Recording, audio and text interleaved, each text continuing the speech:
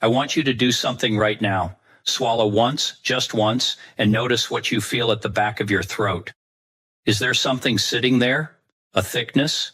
A coating that just will not go away no matter how many times you clear your throat this morning? Now here is what I want you to think about. You have probably been clearing your throat dozens of times every single day. And if I asked you when it started, you might not even be able to give me a clear answer. It crept up on you slowly. First, it was just mornings. Then it was all day. And now it is just part of your life. You carry water everywhere. You avoid certain foods. You have probably tried every home remedy your neighbors and relatives could suggest. And yet here you are. Here is what I need you to hear. That mucus is not random. It is not simply your age catching up with you. Your body does not do things randomly. Every persistent symptom is your body's way of communicating something specific. The question is whether you know how to listen. And today I'm going to teach you how. Because in my experience working with older adults in preventive health, I have seen this particular symptom, persistent throat mucus, misunderstood and mismanaged more than almost any other. People are handed lozenges. They are told to drink more water. They are dismissed. And the actual cause sitting quietly underneath everything never gets addressed. Today we are going to change that. I am going to walk you through 5 specific research-supported causes of persistent throat mucus in adults over 55. And I'm going to do something that most videos on this topic never do. I'm going to tell you which 2 of these Discover More Video Transcript Generator YouTube Summary Service TV and video equipment causes are almost certainly working together in your body right now, because they almost always do, and how that combination makes everything dramatically worse. My name is Dr. Franklin. I work in preventive health and senior wellness, and my commitment to this community is always the same. Plain language, real research, practical steps you can start using tonight. Before we go any further, drop a comment below and tell me this. Is your throat mucus worse first thing in the morning, or does it stay with you all day long? Because your answer to that one question actually tells me quite a lot about what is driving this in your body. Write morning or all day in the comments. I read every single one. Now, let us get into it, starting with the piece of biology that most people have never been told. And it changes everything about how you understand this problem. Your body produces mucus every single day, nonstop, around the clock. And that is completely normal and completely healthy. Mucus is your body's protective coating for your airways. It catches bacteria, dust, and viruses before they can settle deeper into your lungs. It keeps the delicate tissue lining your throat moist and resilient. Without mucus, your airways would dry out, crack, and become vulnerable to every pathogen you encounter.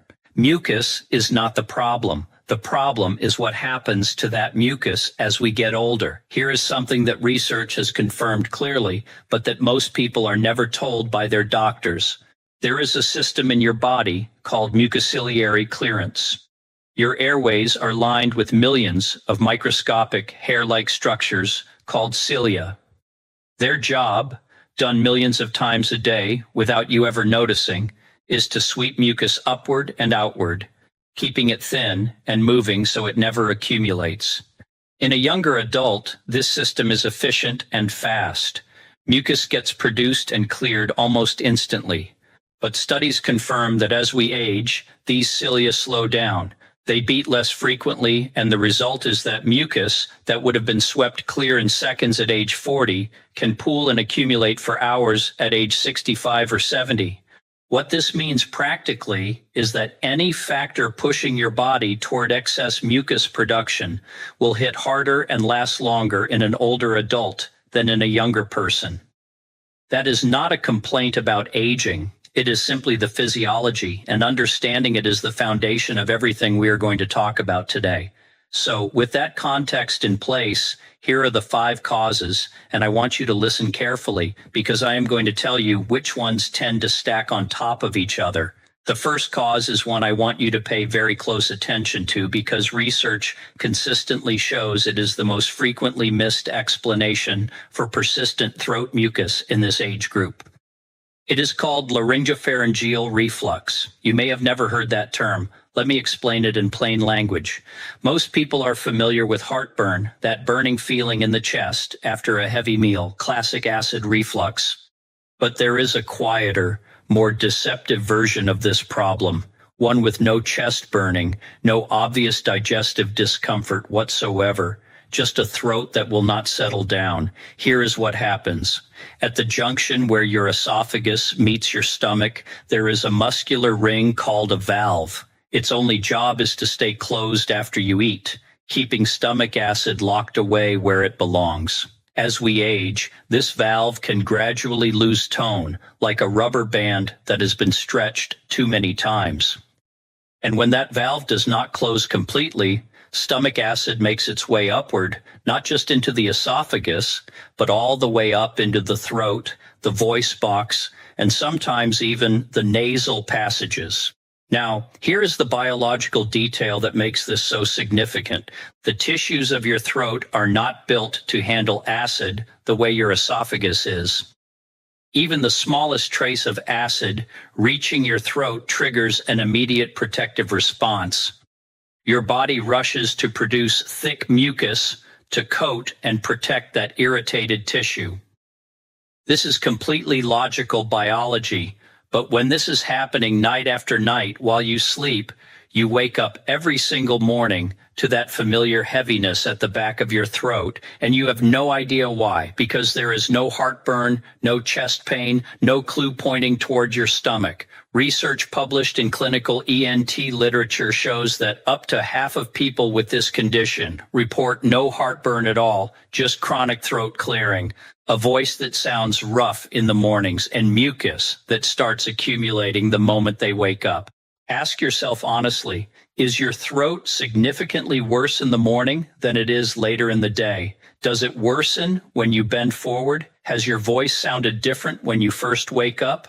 These are the fingerprints of silent reflux. And when I get to the action plan, I will give you specific practical steps that can begin making a difference tonight. One additional note here that is worth your attention. If you regularly take anti-inflammatory medications for joint pain, ibuprofen or naproxen, for example, peer-reviewed research has established that this class of medications reduces the body's natural protection of the stomach lining. That makes acid reflux, including the silent variety, significantly more likely to occur or worsen. If you take these medications regularly and your throat has been persistently bothered, please bring that connection up specifically with your doctor. Before we begin, take a second and tell me your name and where you're tuning in from. I go through the comments and I genuinely want to know who I'm speaking to and supporting here. The second cause is one that tends to arrive quietly and go unnoticed for exactly that reason. When people think of sinus problems, they imagine the dramatic version: intense facial pressure, throbbing forehead, nose completely blocked, that picture-perfect sinus infection. But in many adults over 55, chronic sinus inflammation presents almost invisibly. Breathing feels mostly fine, no significant headache, and yet the sinuses, mildly swollen and producing slightly more mucus than normal, are draining steadily and silently down the back of the throat all day long. This is called post-nasal drip, and a 2024 study confirmed that the average age of patients presenting with it is exactly 55. It is not a coincidence that this is your age group. Here is the frustrating part. Many people dealing with this have been taking antihistamines from the pharmacy for months, assuming it must be seasonal allergies, and there is a reason that strategy tends to disappoint. Antihistamines dry the mucus temporarily, but they do nothing for the underlying inflammation inside the sinuses that is causing the excess production. And dried, thickened mucus stuck at the back of your throat is often more uncomfortable than the original problem. The approach with the most consistent research support is something very simple and very affordable: regular nasal rinsing using a warm saline solution. A 2025 clinical review published in the journal Medicina, which surveyed evidence across a wide range of sinonasal conditions, concluded that nasal irrigation is an effective, safe, and low-cost strategy for treating and preventing upper respiratory tract diseases, and it is widely endorsed as an adjunctive treatment by ENT specialists internationally. High-volume saline rinses work by physically removing inflammatory mucus, reducing mucosal swelling, and improving the natural ciliary clearance function we talked about earlier. The very system that declines with age. The single most important word in all of that is consistency. 1 or 2 uses gives you 1 or 2 days of mild relief. Daily practice, applied correctly, produces cumulative, meaningful improvement. I will walk you through the exact method in the action plan. If you're still with us and finding this helpful, type number 2 in the comments so I know you're there. And if you haven't subscribed, please do. Your support keeps us going. Now, because number 3 is where I see the most surprise on people's faces when I bring it up. Because when patients come in and we start talking through what might be causing their throat to behave this way, their medications, the ones they have been taking faithfully for months or years, are simply not something they think to question. There is a class of blood pressure medications called ACE inhibitors, angiotensin-converting enzyme inhibitors. These are prescribed millions of times every year. They are effective, they are well tolerated in most ways, and they serve a genuinely important purpose. But they carry a recognized class-wide side effect that the research documents clearly. They allow a substance called bradykinin to accumulate in the body, and in a significant proportion of people, studies report between 5 and 20% of users that accumulation triggers persistent throat irritation and an ongoing urge to clear the throat. Crucially, this is not an allergy. It is not something unusual happening in your body. It is simply how the drug works, and your throat happens to be sensitive to the effect. Here is the detail that causes this connection to be missed so often. The side effect can take weeks or even months to develop after starting the medication. So, if you began a blood pressure pill 8 months ago and your throat started bothering you 6 months ago, you may never have connected those two events. But that timing alignment is exactly the pattern the research describes. A large-scale study of more than 27,000 patients found that adults over 65 had a 53% higher odds of experiencing this throat side effect compared to younger users. This is specifically relevant to this audience. If you take a blood pressure medication and you are unsure whether it belongs to this class, your pharmacist can tell you in under a minute.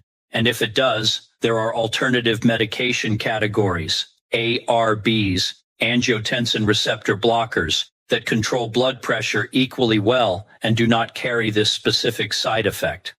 That conversation with your prescribing doctor is worth having. If you are still watching, type the word clarity in the comments, because that is exactly what I want this video to give you. The 4th cause is one that surprises people, not because it is complicated, but because it is something they dismissed as too obvious to matter: hydration. But let me give you the physiology, because this is not what most people think it is. Your mucus is mostly water. Its consistency, whether it is thin and fluid or thick and sticky and difficult to move, is directly related to how well hydrated the surrounding tissue is. Here's the clearest way I can put it. Think of maple syrup fresh from the bottle versus maple syrup that has been sitting open overnight.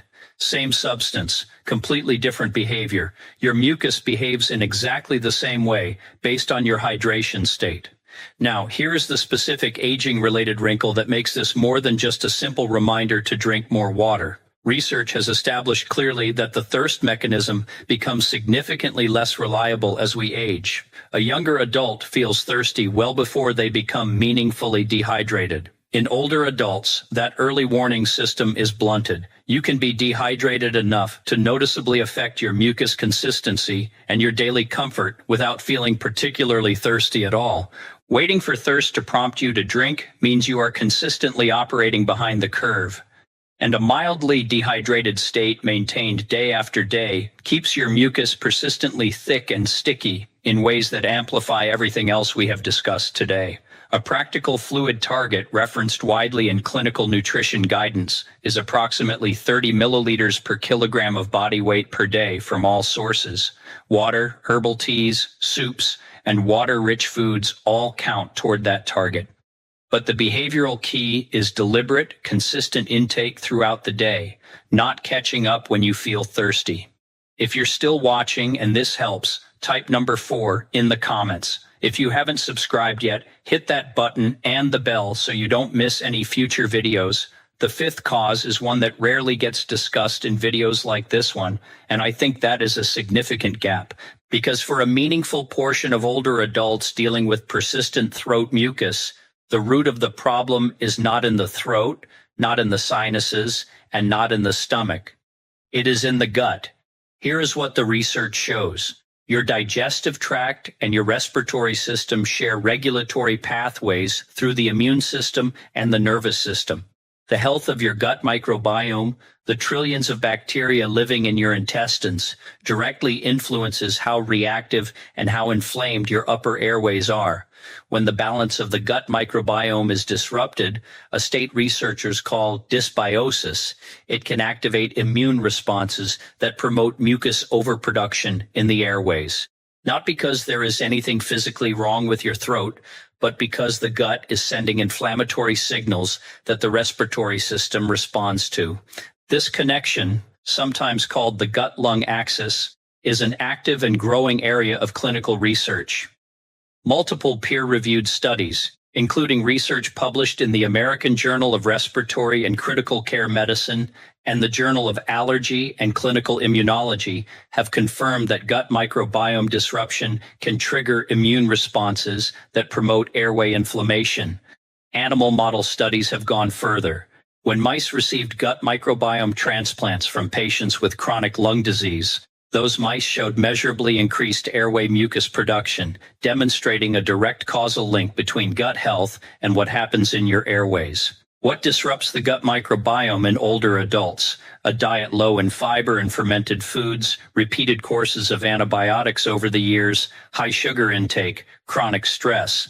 These are not exotic factors. They describe the daily reality of a very large proportion of older adults.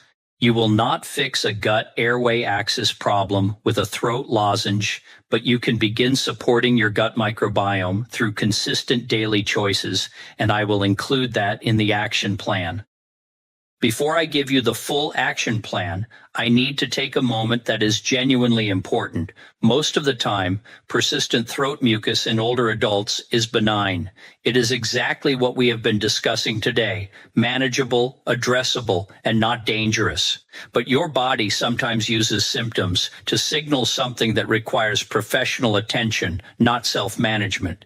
Please make an appointment with your doctor promptly if you notice any of the following: mucus, consistently tinged with blood, even a small amount, difficulty swallowing that is gradually getting worse, unexplained weight loss alongside your throat symptoms, a lump or persistent swelling in your neck, a significant voice change that is not improving over time. These signs go beyond the territory of today's conversation. Please do not work around them. Bring them to your doctor. Now for the action plan. This is the part where everything we have covered translates into something you can actually do. Tonight, stop eating at least 3 full hours before you lie down. When you eat and immediately recline, your stomach is still processing, and the valve we discussed earlier has its hardest time staying closed.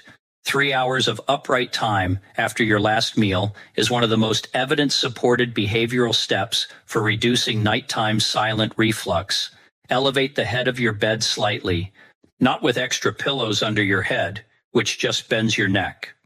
Use a firm wedge placed under the headboard legs or mattress. Even a few centimeters of incline uses gravity to your advantage and meaningfully reduces the amount of acid that can travel toward your throat while you sleep. Before you sleep tonight, drink a full glass of warm water. This simple act supports overnight hydration and helps keep your mucus thinner so that morning accumulation is less severe. Tomorrow morning, before coffee and before breakfast, drink 1 to 2 glasses of plain warm water. This one habit costs nothing. It immediately begins rehydrating your body and loosening the overnight accumulation of mucus before it has a chance to become your whole morning. It is one of the most consistently reported impactful changes people make. This week, get a nasal rinsing device from your pharmacy, a neti pot or squeeze-style bottle. Use water that has been boiled and cooled to a comfortable warm temperature, not straight tap water. Add a small pinch of plain salt and optionally a very small pinch of bicarbonate of soda, which may help thin mucus by gently neutralizing nasal acidity. Use it once daily, preferably in the morning.